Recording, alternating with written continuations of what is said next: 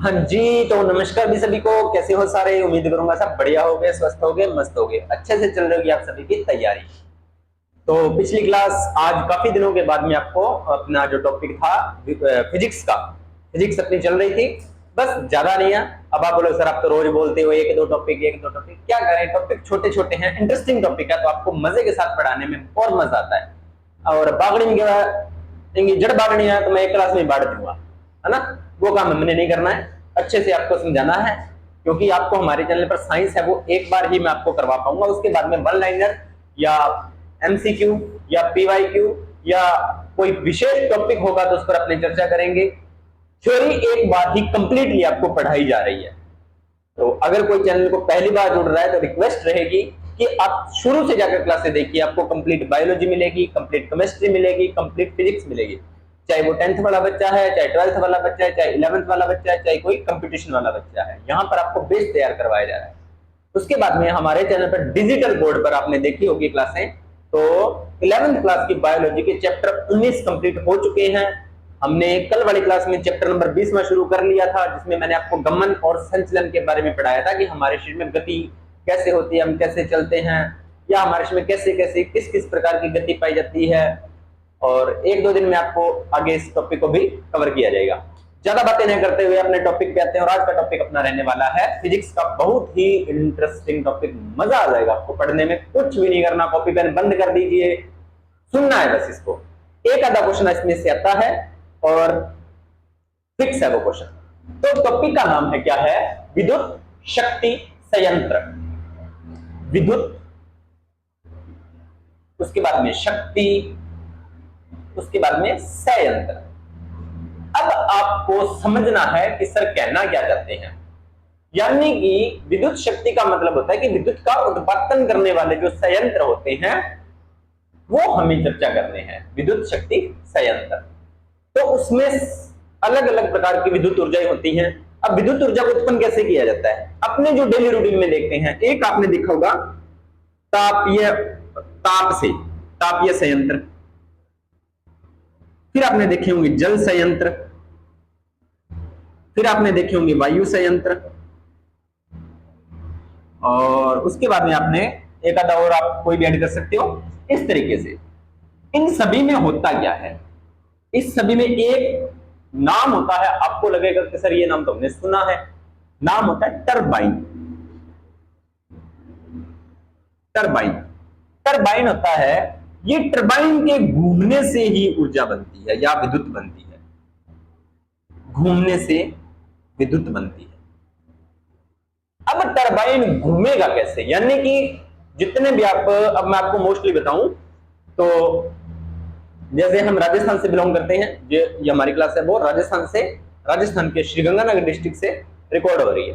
मैं अपना proper address आपको नहीं बताऊंगा, ऑफलाइन स्टूडेंट वाले मेरे को जानते ही हैं। हाँ, जब हमारा चैनल कभी बहुत ज्यादा ग्रो किया, बहुत ज्यादा आपको बड़ी तैयारी हमने जब शुरू की, तब आपको ऑफलाइन बता देंगे कि हम ऑफलाइन कहाँ पढ़ाते हैं। अभी आप ऑनलाइन पढ़िए एक बार, ठीक है। तो श्री गंगानगर में एक विद्युत संयंत्र लगा हुआ, तापीय विद्युत संयंत्र, आप सभी ने देखा होगा। और अगर आपने देखा नहीं है तो सुना तो जरूर होगा, वो लगा हुआ Suratgarh thermal power. Suratgarh thermal power, proper उसका नाम मुझे भी ध्यान में नहीं है, क्योंकि इसका प्रॉपर नाम और इसका अध्ययन आपको राजस्थान की, जब आप जियोग्राफी पढ़ते हो और जियोग्राफी में जब आपको ऊर्जा संसाधन पढ़ाए जाते हैं, वहां पर आपकी इसकी डिटेल से चर्चा की जाती है। वहीं पर श्री गंगानगर में एक बायोमास संयंत्र भी है, बायोमास संयंत्र, और ये पड़ता है आपका गंगानगर डिस्ट्रिक्ट की पदमपुर तहसील के अंदर। गंगानगर की पदमपुर तहसील के अंदर पड़ता है, और ये आपने जीके में आप पढ़ते हो। तो अब मैं यहाँ पर जियोग्राफी नहीं करवाऊंगा आपको, क्योंकि अपने टॉपिक से हट जाएंगे, ठीक है। तो सूरतगढ़ थर्मल पावर की मैं आपको बात बताता हूँ, मोस्टली समझना इस चीज को। किताब में लिखा हुआ पढ़ लेंगे, बस थोड़ा सा आपको एक बार इंटरेस्ट पैदा कर रहा हूँ, आपको थोड़ा सा उस चीज के अंदर लेके आने का प्रयास कर रहा हूँ।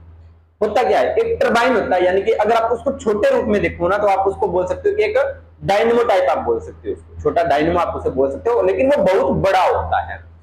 तो अब उसे घुमाएं कैसे? क्योंकि अगर आपने टरबाइन को घुमा दिया ना, अब टरबाइन घूम गया, टरबाइन घूमता है तो उसके अंदर एक लगी होती है क्रोड, या उसके अक्ष पर एक कुंडली लगी होती है, या एक क्रोड लगी होती है। यानी कि मान लीजिए ये आपका टरबाइन है, ये आपका टरबाइन है। तो इसका अक्ष यही हुआ, इसके अक्ष पर एक लगी होती है क्रोड या कुंडली।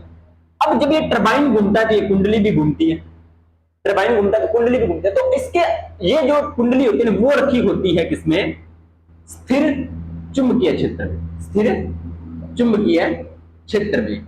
अब मैंने आपको पीछे टॉपिक पढ़ाया था विद्युत चुंबकीय प्रेरण, विद्युत चुंबकीय प्रेरण। तो इस चुंबकीय क्षेत्र की वजह से इसमें हो जाती है उत्पन्न कौन, विद्युत उत्पन्न हो जाती है।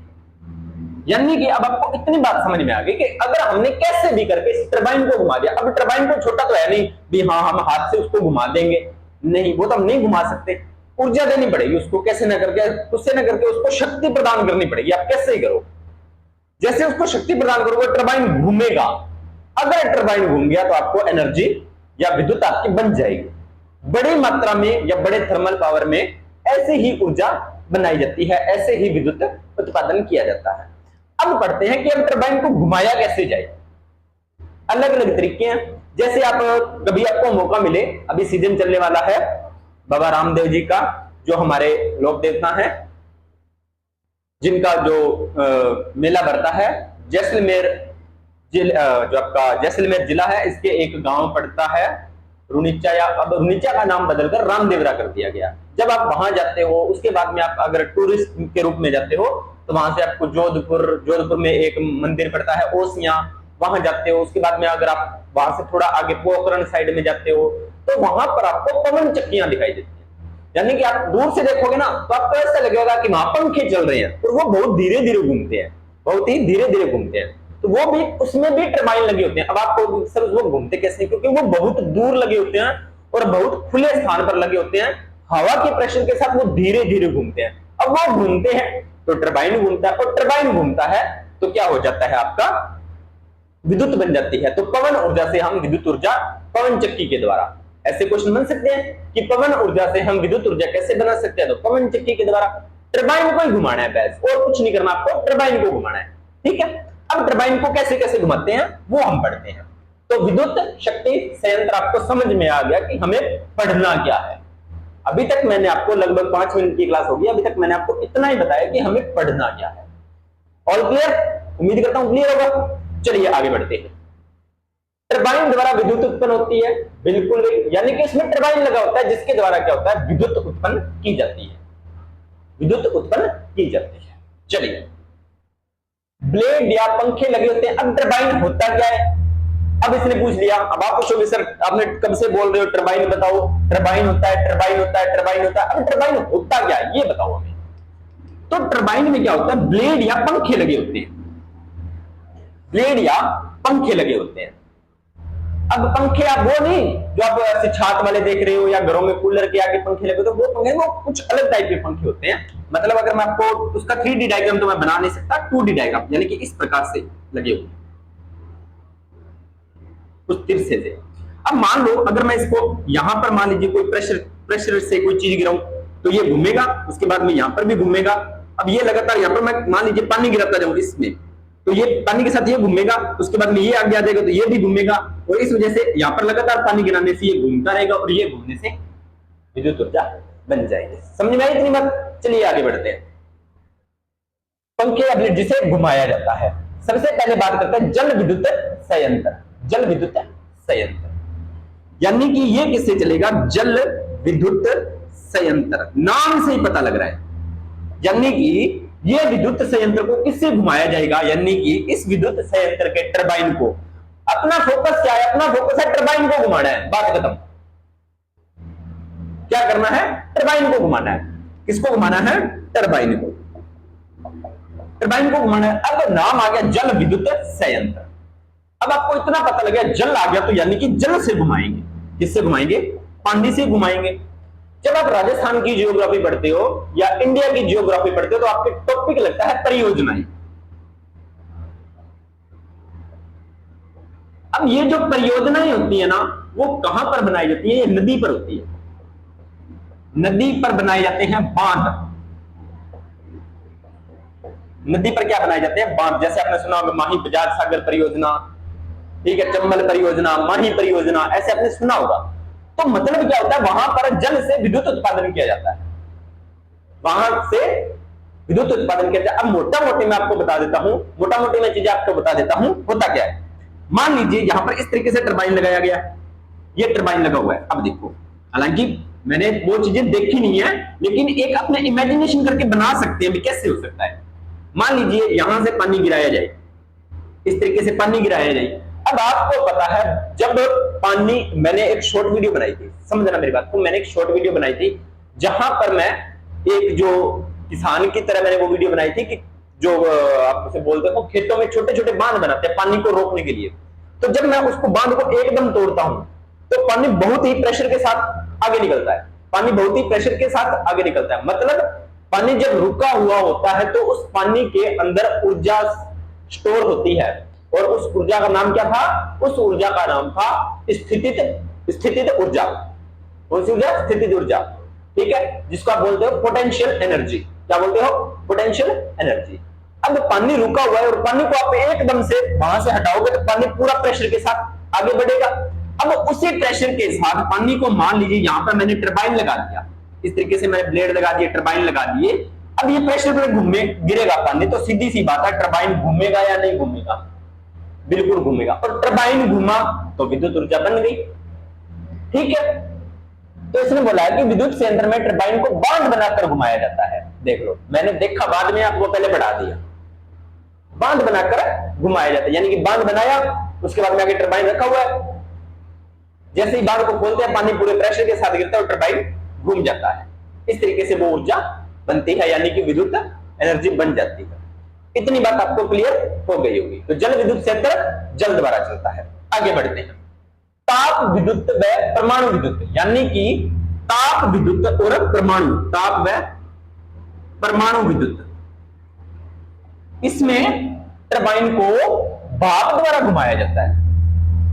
भाप द्वारा। आपको लगेगा भाप क्या चीज है? भाप द्वारा,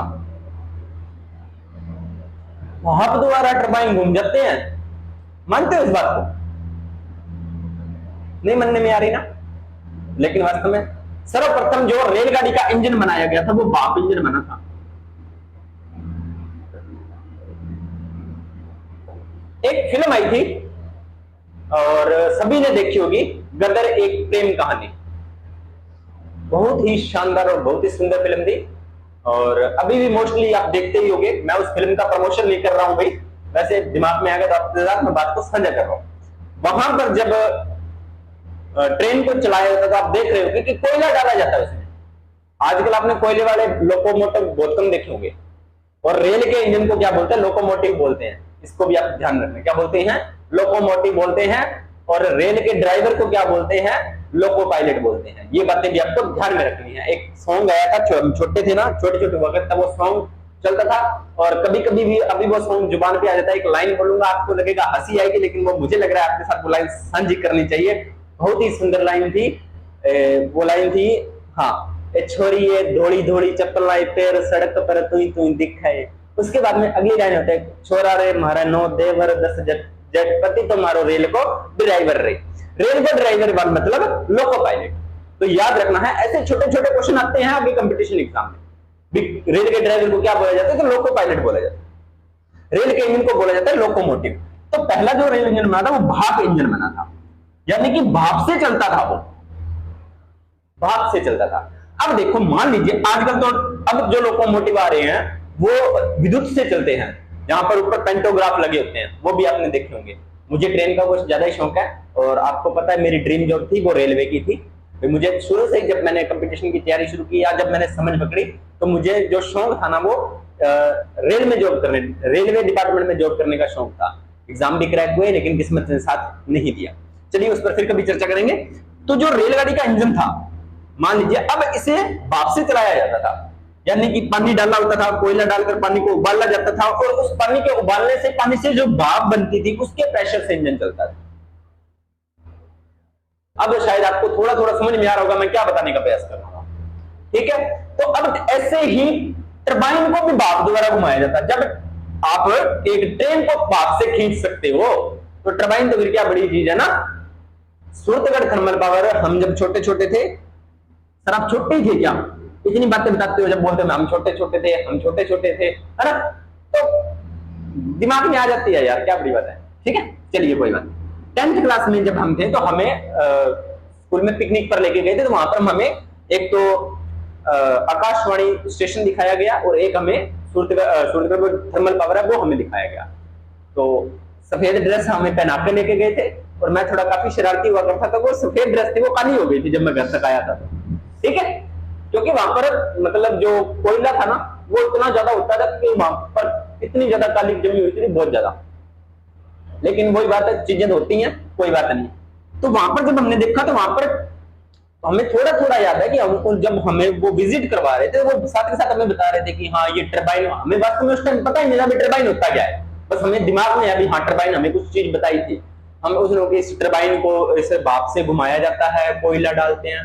तो हमने देखा वहां पर कि एक ट्रेन आई कोयले से भरी हुई, फिर उस ट्रेन रुकी, वहां पर दो बंदे आए, उन्होंने ट्रेन के डिब्बों को खोला, इधर वाले डिब्बे साइड, इधर वाले डिब्बे, अब बीच में डब्बा रहा। एक बड़ी सी क्रेन पता नहीं कैसे उसने ट्रेन के जो डिब्बे के नीचे इस तरह से उसके जकड़ा और ट्रेन के डिब्बे को उठा के एक गड्ढा बना हुआ था उसमें उल्टा दिया। अब सारा का सारा कोयला उस गड्ढे में। अब उस गड्ढे से नीचे लगी हुई बड़ी बड़ी चेनें, यानी मशीनें लगी हुई है, अंदर जमीन के अंदर मशीनें लगी हुई है, वो घूम रही है और वो उसको लेकर नीचे से नीचे की तरफ आगे लेके जा रही है। वहां पर बहुत ही ज्यादा प्रेशर, मतलब देखने में आनंददायक, कभी मौका मिले जाना। तो वहां से भाप के द्वारा ही टरबाइन को घुमाया जाता है। मैं इस क्लास को छोटे में भी खत्म कर सकता था, 2 लाइनें बताकर मैं इस क्लास को खत्म कर सकता, लेकिन आपको थोड़ा सा इंटरेस्ट पैदा करने के लिए एक चीज के साथ 2 चीजें बताने में कुछ नहीं जाता। ठीक है, उसके बाद में आगे बढ़ते हैं। वायु शक्ति से टरबाइन को वायु द्वार द्वारा घुमाया जाता है। कुछ वायु शक्ति टरबाइन होते हैं, इसे वायु द्वारा प्रेशर के द्वारा, डायरेक्ट वायु के प्रेशर से ही घुमा दिया जाता है। ठीक है, इस तरीके से अपने टरबाइन को घुमाने से, अब इसने तरीके बता दिए कि कैसे कैसे टरबाइन को घुमाया जाता है, और टरबाइन के घुमाने से क्या बनती है, विद्युत बनती है। इतनी बात आपको समझ में आ गई है। अब आगे बढ़ते हैं। टरबाइन के अक्ष के साथ एक कुंडली लगी रहती है जो टरबाइन के घूमने के साथ घूमती है, स्थायी चुंबकीय क्षेत्र में विद्युत का उत्पादन करती है। बता दिया, टरबाइन के साथ टरबाइन के अक्ष में कुंडली लगी रहती है जो घूमती है, और कुंडली होती है वो स्थिर विद्युत चुंबकीय क्षेत्र में रखी होती है जिससे कि विद्युत उत्पन्न हो जाती है। चलिए आगे बढ़ते हैं। प्राथमिक शक्ति स्टेशन पर जो विद्युत उत्पन्न होती है वह प्रत्यावर्ती धारा होती है। इसको समझो। अब थोड़ा सा पेशेंस और बनाए रखना, थोड़ा सा, ज्यादा पेशेंस आप मुझे पता नहीं बनाते, थोड़ा सा और बना लो।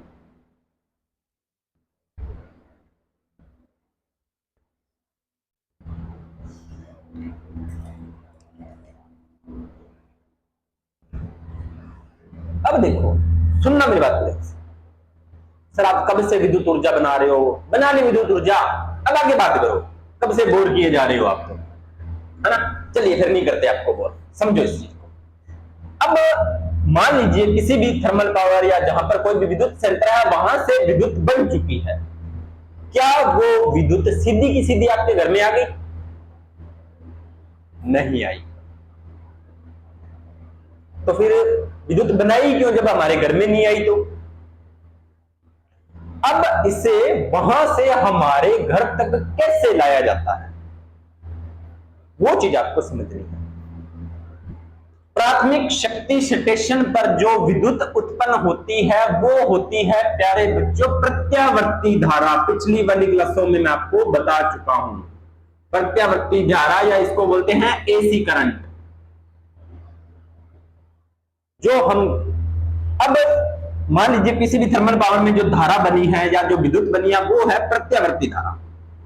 अब डायरेक्ट इसे अपने होम हाउस घर में नहीं ला सकते, डायरेक्ट ऐसे नहीं। अभी हम, अब ऐसे होता तो डायरेक्ट हम सीधा का सीधा थ्रू जहां पर थर्मल पावर से कनेक्शन लेते, सीधा का सीधा, लेकिन कनेक्शन नहीं देते। अब देखो आगे होता क्या है, क्योंकि इस प्रत्यावर्ती धारा की वोल्टता कितनी होती है प्यारे बच्चों, ये वोल्टता पूछी जाती है क्वेश्चन। वोल्टता होती है 22,000 वोल्ट, 22,000 वोल्ट या इससे अधिक। यानी कि जिस थर्मल पावर या जहां पर विद्युत संयंत्र में विद्युत उत्पन्न की जाती है उसकी वोल्टता 22,000 वोल्ट होती है। V मैंने वोल्ट का सिंबल लिखा है, ठीक है, वोल्ट का सिंबल। तो इसकी कितनी होती है? 22,000 या इससे अधिक। अब इतनी विद्युत हमारे घर पे आ गई तो फिर चीजें सारी ब्लास्ट हो जाएंगी, नहीं ला सकते। अब इसको किया कैसे जाता है, वोल्टता कितनी होती है, 22,000 से अधिक। विद्युत धारा को उपभोक्ताओं तक संचरण लाइनों द्वारा भेजा जाता है। अब इस विद्युत धारा को उपभोक्ता तक कैसे लाएंगे, यानी कि ये है बंदा उपभोक्ता, ठीक है, ये क्या है, उपभोक्ता है। यहां तक लेके आना है तो यहां से यहां तक डायरेक्ट अपने नहीं ला सकते, यहां से यहां तक डायरेक्ट अपने नहीं ला सकते। तो लाएंगे कैसे, लाते हैं अपने संचरण लाइनों द्वारा। अब मैं आपको संचरण लाइनें दिखाऊंगा। सभी कभी ना कभी गांव में अपने बड़े बड़े तारों वाले खंभे देखे होंगे, वो छोटे होते हैं। आपने अपने गांव या अपने शहर में आसपास कहीं ना कहीं बिजली घर देखे होंगे आपने, वहां पर आप देखना बहुत ही खंबे खंबे लगे होते हैं, खंबे खंबे लगे होते हैं, बड़े बड़े ट्रांसमीटर लगे होते हैं। उसके बाद में कभी आप ट्रेवल कर रहे होंगे तो आप सड़कों के ऊपर से आप या अपने खेतों में बड़े बड़े इस तरीके से आपने देखे होंगे,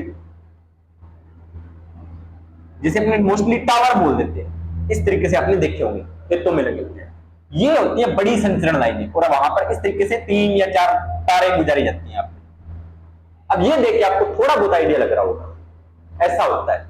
कभी मौका मिला तो मैं, जैसे हमारे खुद के जो खेत में ये चीजें लगी हुई है, ठीक है, अब वो डायरेक्ट, अब ऐसे तो है नहीं सड़कों के थ्रू लेके जाए, तो वो जैसे उनको सीधा रास्ता मिलता है तो वो सीधा रास्ते में से निकालते हैं। चाहे किसी के, अगर मान लीजिए किसी के खेत में ये चीज लग रही है, मान लीजिए ये किसी के खेत में ये चीज लग रही है, तो इतनी जगह सरकार है वो खरीद लेती है, इतनी जगह सरकार खरीद लेती है और आपको इसका सीधे सीधे आपका पैसा दे देती है।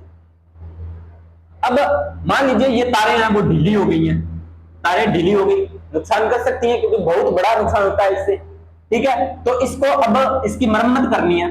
अब आपके खेत में बीजा हुआ है, मान लो कोई फसल बीजी हुई है, अब वहां से ये चीजें गुजारेंगे तो आपकी फसल का नुकसान होगा, तो सरकार उसको भी आपका मुआवजा देती है। अगर आपका नुकसान होता है फसल का, जितना नुकसान होता है उसी के एरिया के हिसाब से सरकार आपको उसका मुआवजा दे देती है, ठीक है। इस वजह से सारी चीजें, वही बात है ना, मिल बांट के सारा सिस्टम चलता है।